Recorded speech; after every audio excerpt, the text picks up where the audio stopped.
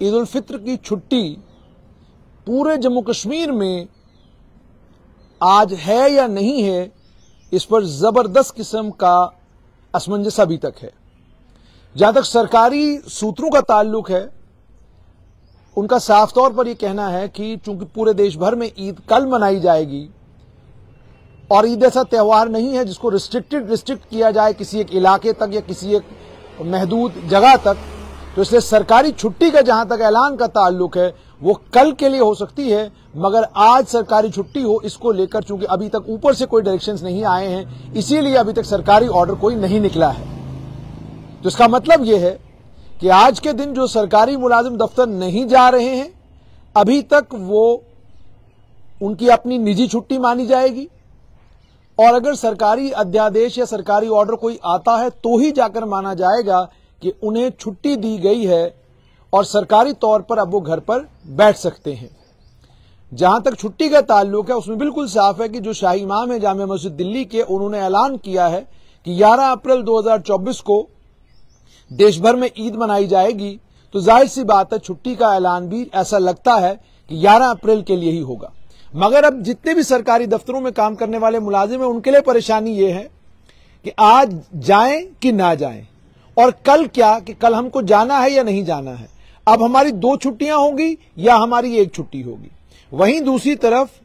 Mobile application جو attendance کے لیے دیا گیا ہے، اس میں جب ملازم کوشش کر رہے ہیں اپنی اٹینڈنس لگانے کی تو وہاں پر آ رہا ہے ہالیڈے۔ اب یہ سارا کنفیوژن، یہ سارا کیوس اس سمے ہے، اور اس کنفیوژن اور کیوس کے بیچ میں ٹاپ سرکاری سورسز کا صاف طور پر یہ کہنا ہے کہ پورے ملک میں عید چونکہ کل منائی جائے گی، اس لیے شاید آج سرکاری آرڈر اس کو آج کی دن کی چھٹی کو لے کر نہ نکلے۔ لیکن کسی ملازم کے ساتھ یہ بھی نہیں کیا جائے گا کہ اگر کسی نے آج چھٹی منا لی اور اس نے عید منا لی تو اس میں بھی کوئی حرج نہیں ہے۔ مگر جیسا میں نے آپ کو کہا کہ سرکاری ملازمت کی سب سے بڑی پریشانی یہی ہے کہ آپ جب سرکار چھٹی کا اعلان نہ کرے، آپ اپنی نجی چھٹی پر ہیں، تو وہ 1 دن کی چھٹی آپ کی جو ہے آپ کی ٹوٹل چھٹیوں میں سے مائنس ہو جاتی ہے۔ تو یہ ایک نقصان سرکاری ملازموں کو ضرور ہوتا ہے۔ تو آج عید الفطر ہے، اور آج عید الفطر جو ہے جموں کشمیر میں منائی جا رہی ہے، اس کے ساتھ میں کچھ اور جگہوں پر منائی جا رہی ہے، لیکن پورے ملک بھر میں آج رمضان المبارک کا روزہ بھی ہے۔ تو باقی پورے دیش میں آج رمضان المبارک کا روزہ بھی ہے۔ تو اسی کے چلتے سرکاری طور پر ابھی تک چھٹی کا اعلان نہیں ہوا ہے۔